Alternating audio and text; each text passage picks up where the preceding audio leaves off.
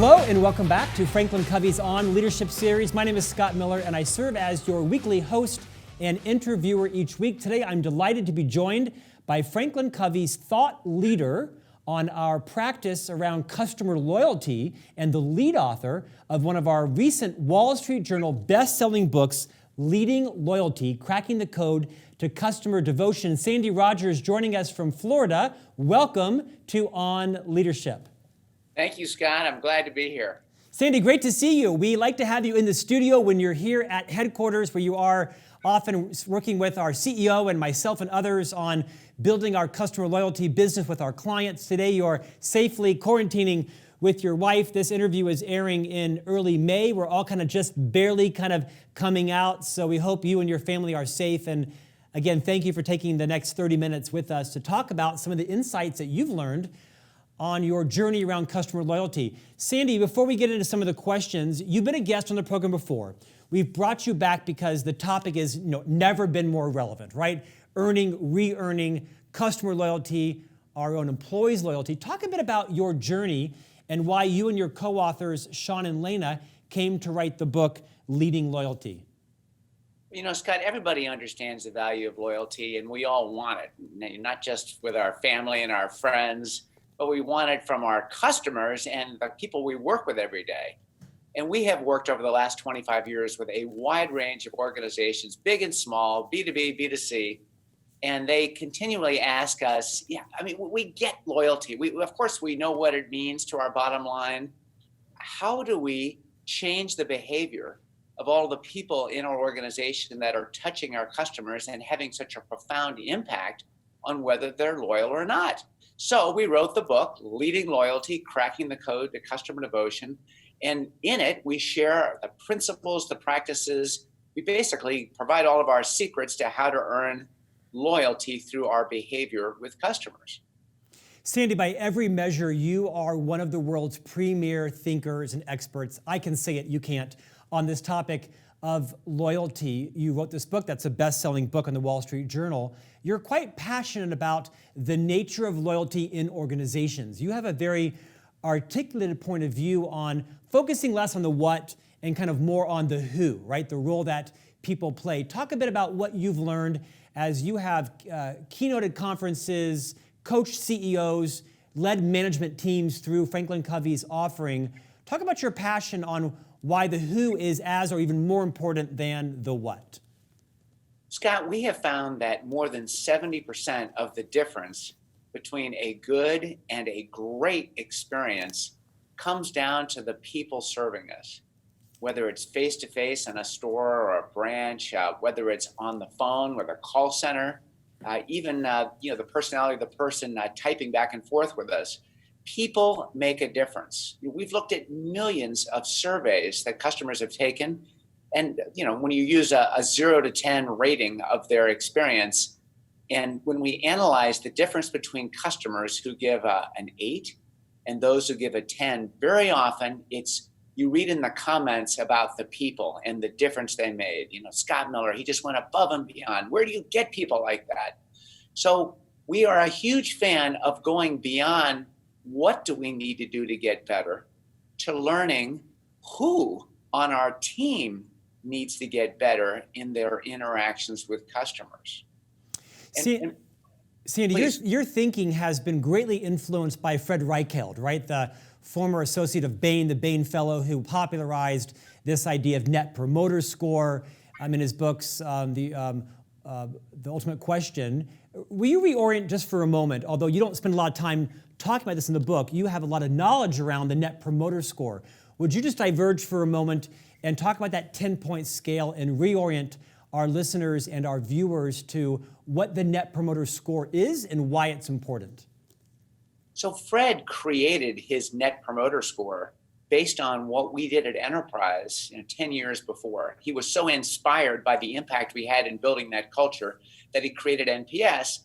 And the idea is to ask one question: how likely would you be to recommend, let's say, Franklin Covey to a friend, from 0, which would mean not at all likely to recommend, all the way up to 10, extremely likely to recommend.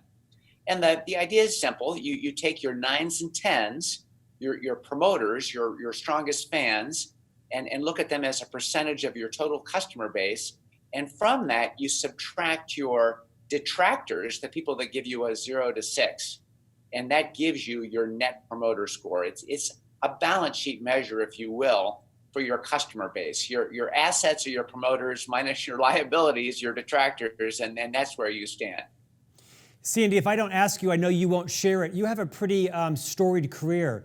You graduated from the Harvard Business School, you worked at Apple for a while, and you had a pretty significant career and influence at Enterprise Rent-A-Car, quite fundamental in terms of the entire car rental industry. It's not an understatement. Would you check your humility for a moment and kind of just talk a bit about some of the accomplishments you and your team created at Enterprise that really disrupted the industry and kind of set you on a journey about this passion you have around building customer and employee loyalty? Well, Scott, I'm a marketing guy. I mean, I started in brand management at Procter & Gamble in Cincinnati, and after business school, worked in marketing at Apple. And I met Jack Taylor, the founder of Enterprise Rent-A-Car, and he gave me the opportunity of a lifetime.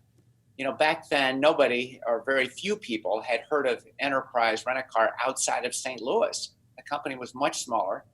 And I had the chance to come in and lead marketing very quickly. And we realized that, you know, the way to grow any business is to provide an experience that, you know, customers will leave and they'll tell their family and friends and they'll come back for more. But back then, our service was sometimes great and sometimes not so good. We had no measure of it. We had lots of anecdotal feedback. And so my team and I thought, gosh, you know, Peter Drucker taught us that what gets measured gets managed. We ought to measure our service in every one of these branches every month. And so we started doing that. We saw very slow improvement. But then we changed everything when we stopped promoting any manager with a customer service score below the company average. I mean, if you're not living your values, you know, it's a real problem in promotion decisions. So over the next 10 years, we went from delighting 67% of the enterprise customers to 80%. We reduced the variation across our thousands of locations from 28 points to less than 12 points. And we tripled the sales from $2 to $7 billion. This enabled us to become the largest car rental company in North America, and it inspired Fred Reichheld and Bain to launch NPS. It's a great story, right? Because we've all rented cars from almost every rental agency, and the experience at Enterprise is visceral, right? In all of our minds in terms of the level of the service. We'll come pick you up. Sandy, you are pretty passionate around the behaviors of frontline employees and the role that they play in the customer experience. I'm going to guess that's both inspiring and somewhat horrifying to the C-suite, because it's hard to manage and change the behaviors of thousands of people, and one wrong interaction can go sideways on social media now. What advice do you give to the C-suite, people who are responsible for the customer experience and the training of, you know, the often case, the least compensated and highest turnover, and perhaps in some cases lowest educated role in an organization? How do you reconcile that disproportionate focus on the front line? Scott, I mean, you're so right. I mean, imagine you're in the C-suite. You know that the experience of the customer is critical to your company's sales growth and sustainable profitability. But, you know, how do I change the behavior of all these people? You know, it's so much easier to put a loyalty program or frequent flyer miles or rewards or make a policy or procedure change that will raise the tide for all boats and improve the customer experience. And of course, those things, Scott, are important. But to go from good to great, you actually have to roll up your sleeves and figure out how to change the behavior of all of those people, whether they're on the phone or in person, and get them to deliver the experience that leave customers with a feeling of, wow, where do they get people like that? I love this company. And so that comes with measuring it monthly. And in addition to measuring it accurately, we also need to give all the frontline teams a process to remind everybody of the principles that are required for earning the loyalty of other people, namely empathy, responsibility, and generosity, and to bring them to life more often in interactions, not only with customers, but with each other. Yeah, Sandy, you and I have somewhat of a similar background. I graduated top of the class at HBS. And I'm kidding. I did not go to Harvard. The similarities, I spent 4 years at the Disney company, right? So I was raised being very focused on the guest experience, right? We were taught to have a spidey sense, right? Although I wasn't in the parks, I was on the real estate side. We were required to work in the parks at peak times. And so we were always trained to be attentive and to be empathetic to the guest and look and anticipate what you could do. That's a difficult skill to teach. As I look back at some of the interactions that I've had at retail stores, with airlines, hotels, restaurants, the ones that stand out that are by far and above the ones that I evangelize and communicate is this unique employee that was, watching me stand in line and realized I was late for something and pulled me out and got me checked in. Or someone at a restaurant that realized my wife didn't look to be happy with her meal, walked over and said, "Hey, is everything okay?" How do you teach that sort of spidey sense, empathy in people when a lot of these jobs are transactional and they don't maybe bring naturally the best out of that person? And maybe I'm being cynical. No, I think you first want to hire for people where those qualities were installed at the factory, and that's kind of the starting point. And then when you say factory, you mean like in their family? Exactly. Yeah. People who are just naturally, filled with empathy. I mean, I love the story I heard about JetBlue when they were recruiting, and they put a bunch of candidates in the room, and they said, "All right, we're going to go around the room, and we're going to have each person tell a funny story about something that happened to you." And they weren't grading the person in their story. They were watching the expressions and the attention of everybody else, whether they were engaged, whether they were listening.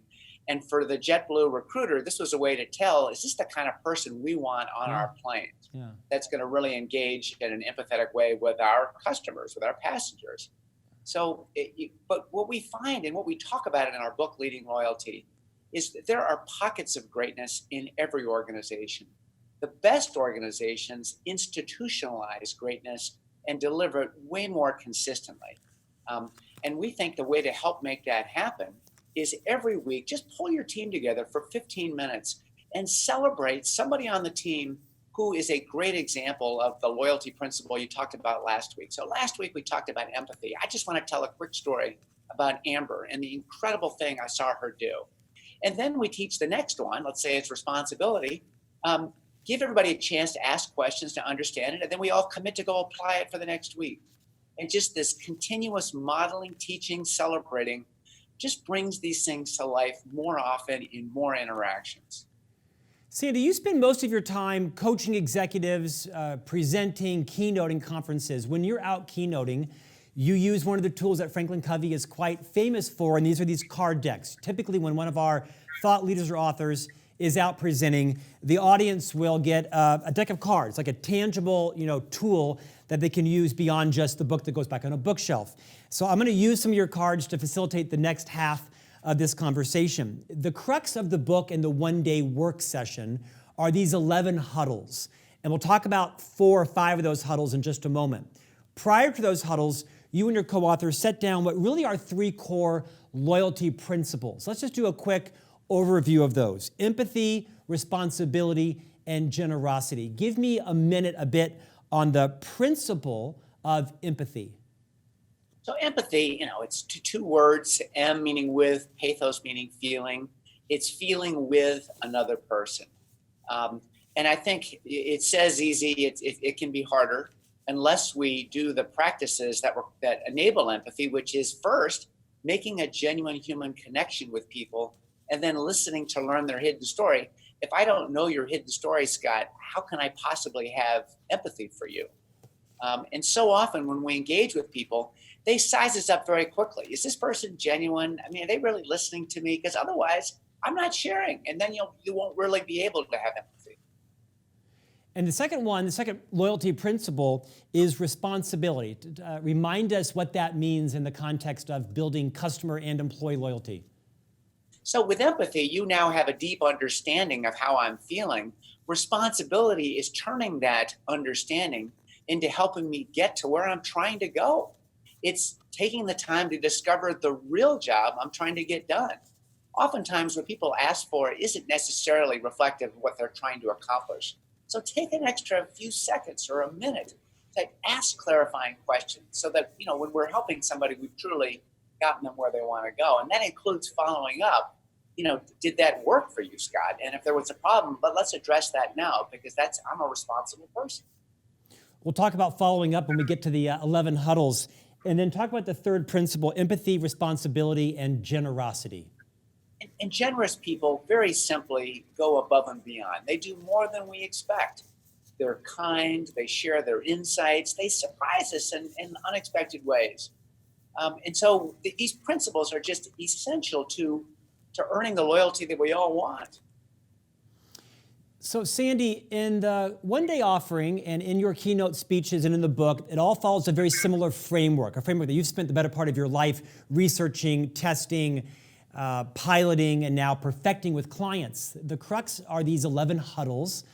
I can't go through them all, but I want to talk about 2 or 3 of them. Reorient our listener and viewer to what is a huddle? Why is it important? Are people doing it already? And is there a better way to perhaps refine them?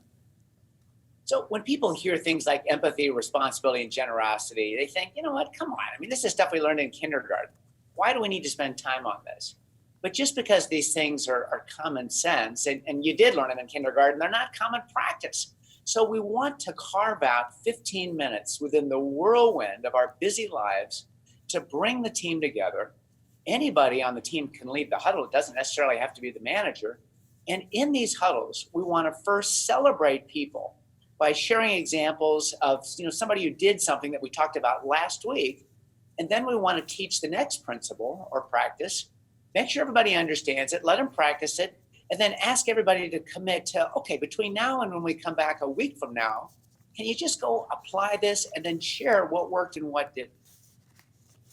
So, Sandy, these 11 huddles are really quite fascinating. I mean, some of the titles are like Make a Genuine Human Connection, Listen to Learn the Hidden Story, Discover the Real Job to Be Done. I want to talk about a couple of them first, and specifically Huddle 7 and Huddle 10. Huddle 7 is follow up to strengthen the relationship, and Huddle 10, surprise with unexpected extras. Before we get into those, will you describe the structure that you prescribe to your clients around how you hold a huddle? There's kind of 4 agenda items: celebrate, learn, commit, and schedule follow-up. Talk a bit about opening it with celebrate. Again, the celebration it's so easy. Last week we talked about taking responsibility for our clients' needs. I'm going to lead today's huddle. We're only going to be together for 15 minutes. It could be face-to-face. It could be virtual, like this particular discussion. Yeah. And I just want to start with a story. I noticed, Jimmy on our team do these incredible things with this customer. He really took the time to ask her what was specifically wrong with her coffee machine. And, he took responsibility for the real job, which wasn't so much to diagnose why her Keurig machine didn't work. It was to help her get a cup of hot coffee that morning. And, that really came through in that interaction with the customer. So celebration's got to be number one. And then we teach and make sure everybody really understands what I mean by generosity and, what gets in the way of us being generous with each other on this team. And in what situations would it be important for us to be more generous? So people now get the idea, and the commitment part's easy. Let's just try it, okay? And we'll come back, we'll celebrate what worked, and we'll talk about what didn't. You also talk about, reporting back on previous commitments and then schedule a follow-up. These huddles ideally are sort of organic, meaning they happen weekly, but they also are led by a different member of the team so that engagement stays high as well. Is that true? We recommend that. We provide a very simple book that tells you what questions to ask and what scenarios to go through. We provide videos and audios that make it very emotional and engaging. It's very simple. Anybody can do it. And I tell you, one of the best ways for organizations to decide if this is for them is ask for volunteers. Explain what it is, see who would like to test it for 11 weeks. Every time that they do these little pilot tests, and then they go back and ask, well, what did you think? Is this something we should do? They want to roll it out company-wide. We had a global software provider with 300 call center teams, and this was last fall. And she went through the huddles, and I described what they are, and she said, "This is so different than every other kind of training we've ever considered for our customer service people. I don't know what to think." I said, "Well, ask for volunteers, see if anybody wants to try it." She said 2 weeks later, "Sandy, I asked them, they all want to try it. So we're going to just roll it out to 300 teams." And the incredible thing, Scott, is through this whole COVID-19 crisis, we touched base and said, "Are you still doing the huddles? I mean, how's this working?" She said, "Are you kidding? Everybody now is working from home. This is our lifeline to our employees. It's the 15 minutes where we can get together and talk about these really important things with each other." Sandy, such a great story. 11 huddles. I don't mean to ambush you, but I'm going to talk about 2 of them. Huddle 7, follow up to strengthen the relationship. You mentioned that briefly. You shared that there's 5 core ideas here. You call them the 5 A's to effective follow-up. Yes. Assume others have good intent. Align with the person's emotions. Apologize without a hint of defensiveness. Ask how you can make things right. And assure the other person you will follow through and then do it. Assume, align, apologize, ask, and assure. Riff a little bit on this huddle number 7. So I think the number one reason why people don't want to follow up with customers, and here's what I mean, a customer is walking out of your place of business, and all you have to do is, you can stop them and just say, "Hi, my name is Sandy. I'm the manager here. I would just love some feedback. Was there anything we could have done to better serve you?" And the customer's going to quickly size you up. Is he sincere? I mean, does he really want to hear something? No, I'm the manager. I'd love to hear any ideas you've got. And so we don't do that because we're worried about what's going to come next. It's the problem. It's like, oh my gosh, what happens if it wasn't right? And, Right. do I feel prepared to deal with those situations? Scott, those situations are your best opportunities for earning fierce loyalty. Because when you follow the 5 A's that you just described, when you first align with that customer and you get on the same side of the table and they don't feel defensive and you apologize, oh my gosh, Mr. Miller, we totally dropped the ball. I want to just tell you, I am so sorry about that. I completely understand how frustrated you are. What can we do to make this right for you? I really want to make this right. And then we follow through and get it done. And the customer walks away and says, "Yeah, they screwed up, but where do you get people like that? I mean, that was incredible." Those are the stories that you see on social media that build the business. Sandy, it's so true. I mean, like Dr. Covey, our mutual friend that co-founded our company, says, common knowledge isn't common practice, right? I mean, one of my biggest pet peeves, my wife and I and our 3 boys, we eat out a lot. Not recently, but we generally eat out a lot. And one of my biggest pet peeves is going to a restaurant, and as we walk out the door, I'll say to the owner or the maitre d' or the $8 an hour host or hostess, "Thanks so much," and they'll say, "You're welcome." And I'm thinking, no, wrong answer. You should have been looking us in the eye, stop and saying, "Thank you so much for coming in today. Thank you for your business. How was everything?" I'm like, "You're welcome." What? If I was a restaurant owner, I can guarantee you I would be doing exactly what you're prescribing right now. I'm guessing everyone would say the same thing. Why is common knowledge not common practice? Well, because we don't emphasize it enough. I mean, when people hear these stories, they go, "Yeah, of course, that makes sense." But that's why we do the huddle, to remind ourselves to do these things. And when somebody's walking out of the restaurant, in your example, we don't want to ask a yes/no question. Was everything fine? We want to ask a question where we can actually learn something. Gosh, Scott, thanks so much for coming in. Was there anything tonight? I know you loved it, but was there anything we could have done a little bit better? I would just love to know for the next time you come or any other guest. And if the customers will share with you if they believe you're sincere, and that's an opportunity for some incredible insight. Sandy, I love your passion for this topic. I've seen you on stage in front of thousands of people. You're enormously credible about this. And I love this next huddle. Huddle 10, surprise with unexpected extras. The core ideas are giving others more than they expect creates loyalty. Doing little things for others brings joy and meaning to our work. And you encourage people to kind of run through thoughtful experiments to see which ideas will work. How have you seen this in practice, and what are some of the key insights you'd send people off with on Huddle 10? So this is my favorite huddle. I mean, this is one of the most effective ways we improve service at enterprise is, when you're with your huddle in the team, ask this question. What is something that we could do for our customers that maybe we've never done before that would really, wow them, would really make a difference? It's not something that costs a lot of money. It may very well be free. But whoever's leading that huddle, just take a whiteboard or a piece of paper and write down all the ideas. Encourage people to throw out crazy ideas. I mean, it's fun, it's funny.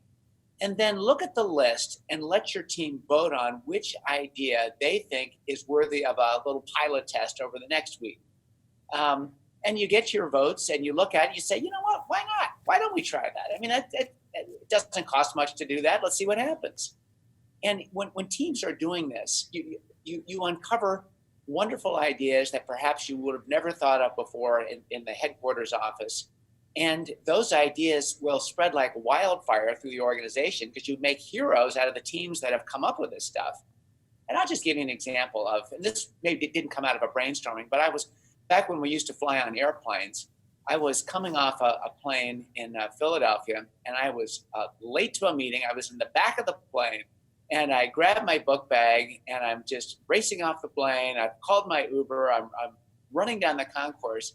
And behind me, there is an airline employee, somebody who's on the plane, coming after me with my suit bag.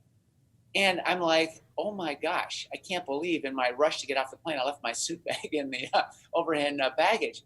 And I said, thank you so much. That was incredible.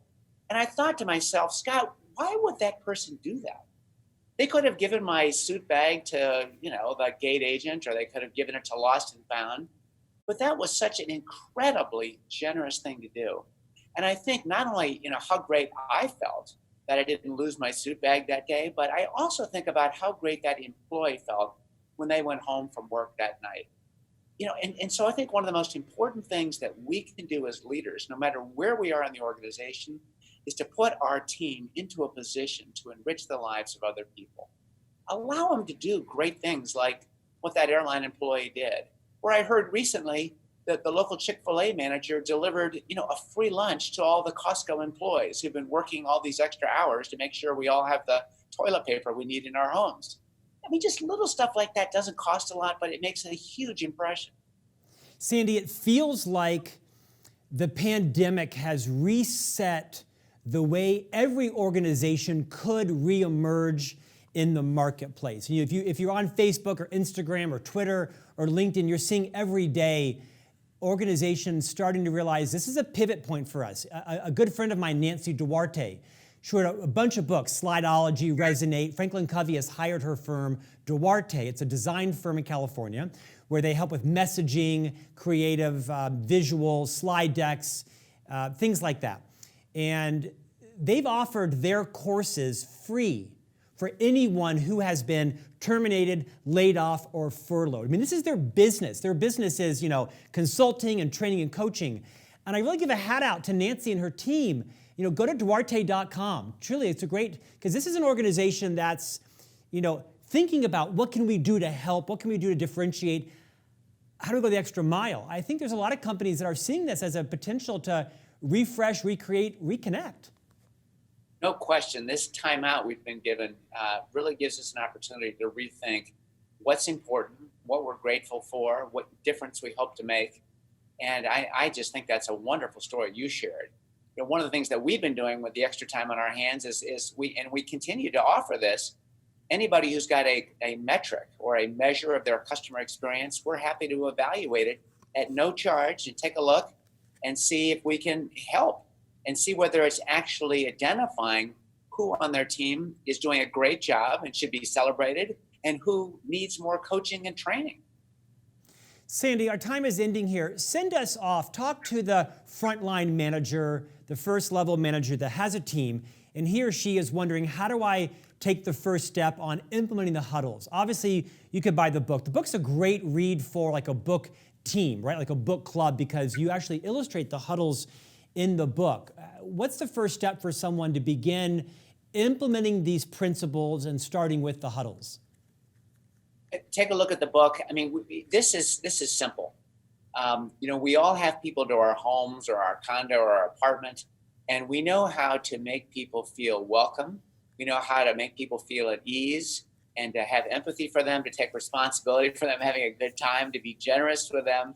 And we just want to put everybody on our team in a safe place to do those things that we do at home naturally.